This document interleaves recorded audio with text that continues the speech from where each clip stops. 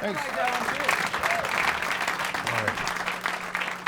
KINK.FM and the Bing Lounge. That is Tin Can Trust from the brand new album. We are spending time here with the one and only Los Lobos. Good evening, gentlemen. Thank you so much for playing for us here.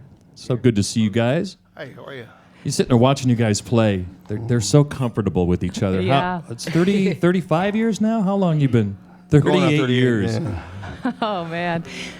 David, I love the story about how when you guys were teenagers and you were hanging out and kind of had done heavy metal and you were going through Caesar's mom's record collection and discovered Mexican music.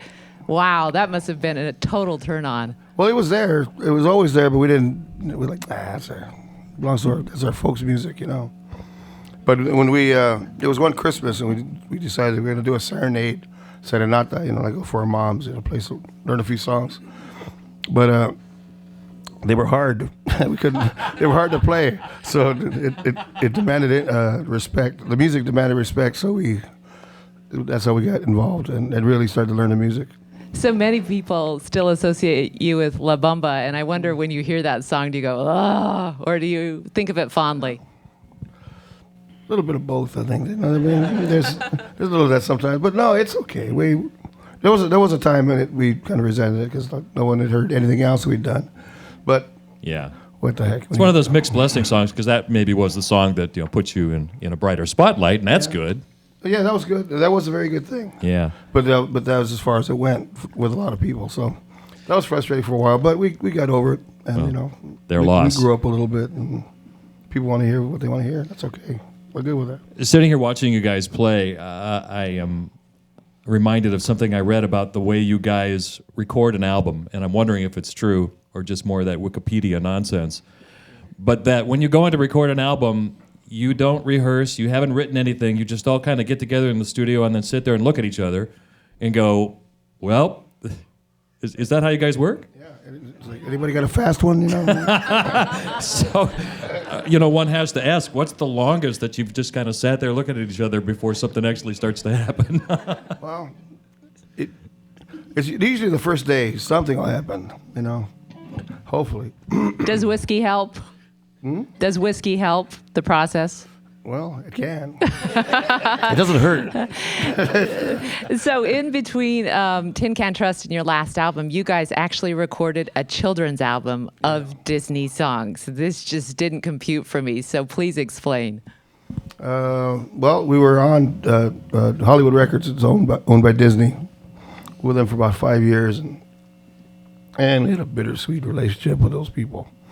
But anyway, we owed them one album on our contract, and I said, man, we don't want to write another album and give it to them for nothing, so they could just leave it there, sitting on the shelf. So I forgot who had the idea, but it was, why don't you do an album of Disney songs? Hey, we don't have to write anything, and they own the music, so they'll be into it, and they'll leave us alone, So that's what we did. But then we did the album, and we really got into it because the music is great, a lot of old stuff that we started thinking about songs we always wanted to, play and stuff. So I know that Steve Berlin is from Portland, and I couldn't help but notice he's not here. Is that because he's home with his family? Yeah. It was his oldest daughter's 18th birthday yesterday. Oh, and he was out. He was out of town. We were in Spokane yesterday, so. So he's hiding the car keys. Yeah. Yeah. How's that work on a tour like this? If you happen to play your hometown, is he going to sleep in his own bed tonight and then say goodbye again? Yeah, I would. I mean, who would blame him?